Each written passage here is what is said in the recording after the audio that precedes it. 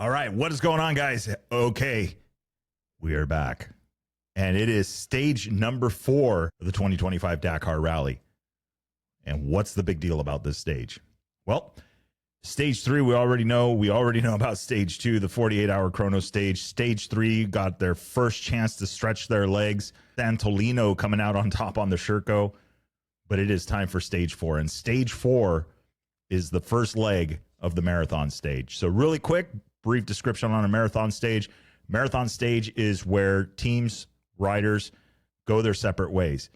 The riders are going to race out to a location, be quote unquote sequestered. In other words, no contact from the outside. They have a bivouac. They all sleep together. There's usually some war stories about some snoring and, smells and all sorts of stuff going on. But the big thing is that it's similar in a sense to the chrono stage, in where people will camp out in different areas and it's more just the competitors staying there and no team around. The marathon stage, everybody goes to the same location. So it's like if everybody was going to that first rest stop in a chrono stage. So for the marathon stage, they race out to a location. They're going to be spending the night there. They have to work within themselves to find either, it's their spare parts, it's getting their bike ready, it's freshening it up. They're allowed certain things they can do, certain amount of time they can spend on the bikes and working on it. So it's a really awesome stage. It kind of makes everybody part of the Malimoto group. Malimoto being the guys that literally out of a mallet or a toolbox or a box, that's all they get. So it is very interesting to see how it works out. In past, it's like, okay, well, tires are swapped and wheels are swapped, and because this guy's leading and that guy's not. And so there's a lot of team effort that can go into that. And, someone that could capitalize from that could be like the Honda team. You've got 5 bikes to choose from versus the KTM group or the Austrian group that now only has 3 bikes to choose from and work together with. So there's a little bit going on there. The vehicles, Sebastian Loeb, that's a huge one departing the rally this year. Carlos Sainz also as well. A rather tearful interview from him.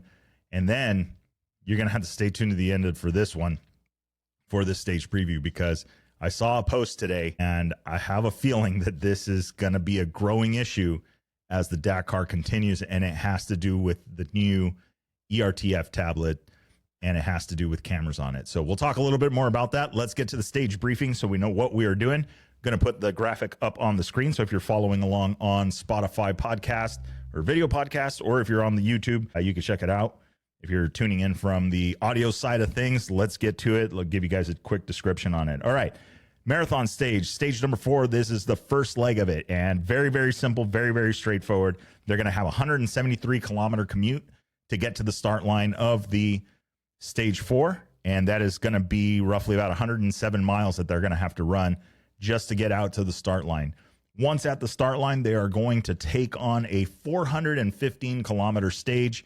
That 415 kilometers breaks down to 257 miles for those guys. So a total day for the riders going to be 588 for them, 365 miles. So it is a long day in the saddle just to get out to that bivouac where they're going to be spending the night together. So what it looks like so far, if you guys are following along, the distances are up on the top right corner.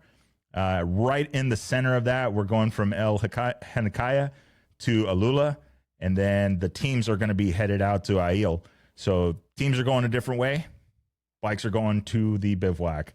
So breakdown of the course, 32% dirt track, 36% sand, 0% dunes, and 32% stone, or gravel.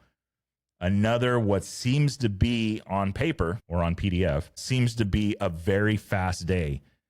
That is what it's looking like. I mean, just based on what I'm seeing here, I think it's going to be a good one. So they do have fuel at the special stage start. For those of you that are looking at the graphic and you're wondering, the transfer in and transfer out are usually like either a neutralization of sorts, and that's where they're getting onto, like, say, a highway. They're moving from one section to the next section. In there, it is marked. There's a section on the road book for this. It's part of the rally course and the fun and games. They will continue on. They will have a neutralization for fuel that's going to come at kilometer 248. And then from there, they're on their way all the way out to kilometer 415 to arrive in Alula.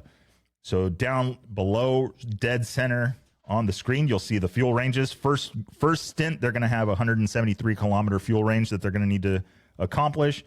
Once they get into the special stage, they're going to be at 248 to the next fuel. So 248 kilometers, that'll get them to their next fuel. And then they'll have final gas, which is going to be in the bivouac in Alula, going to be at 415 kilometers total. So the long day for these guys. It looks like the first bike will be departing the bivouac. Looks like at 5:15 in the morning, which would be 6:15 p.m. So that means the first bikes right now, as I record this, at 7:36 p.m., first bikes are already out on stage, headed to the start line.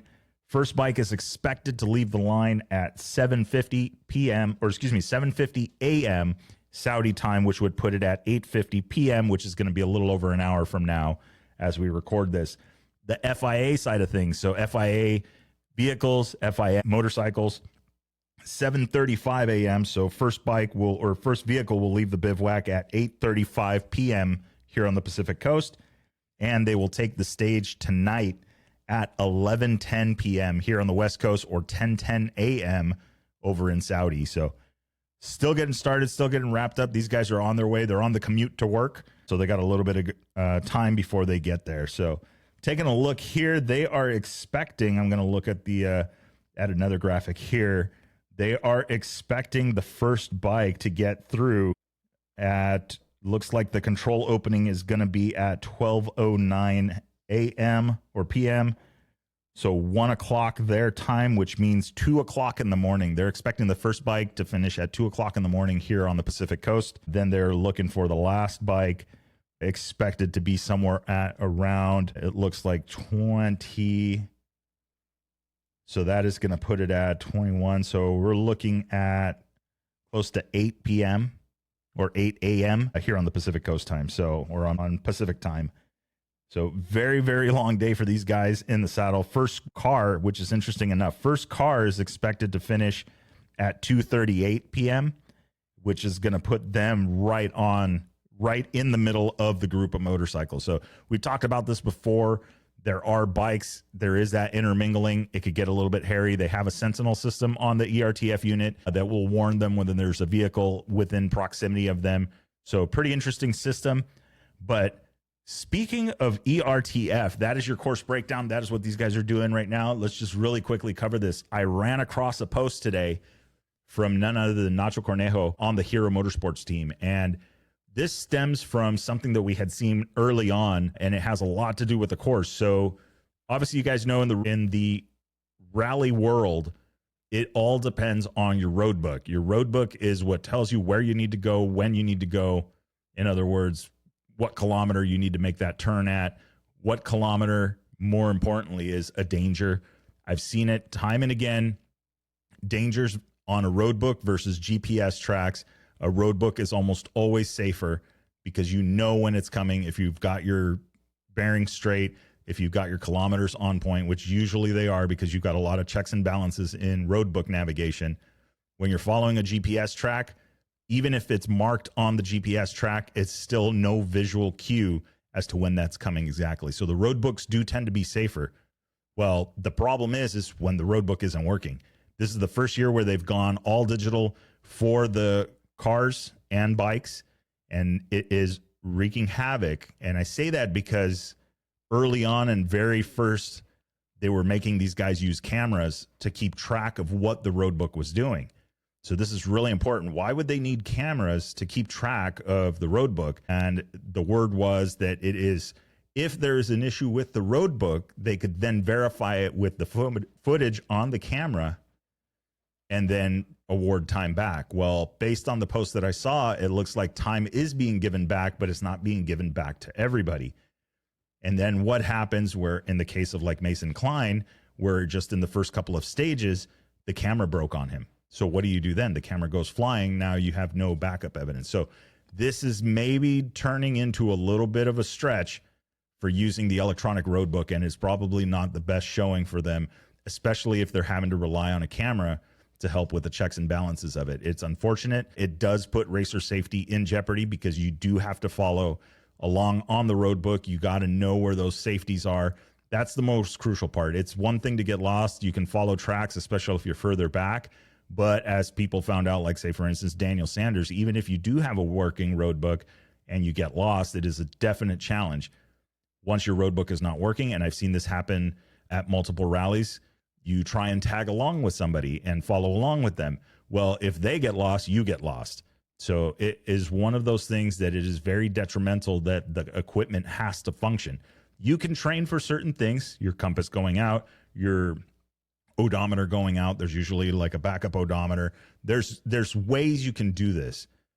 But unfortunately, if you don't have the road book functioning, it's going to be a really long day. And it sounds like competitors are already finding out. So I don't know. What do you guys think? What would be the checks and balances? Leave it in the comments. I mean, this is kind of a big development, and we're only 4 stages in. We've got 12 to go. So we're just now crossing over to the 3rd mark. We're 25% done with the rally with 3 stages under their belt. What do you think is going to happen? Is this going to continue to grow? Is this going to continue to be an issue? Or are they going to change something up? Are they going to make everybody go back to paper? Because they weren't planning on it, I'm sure. And I'm sure KTM and all of these guys had the roadbook templates and what they needed to do to modify their machines long before.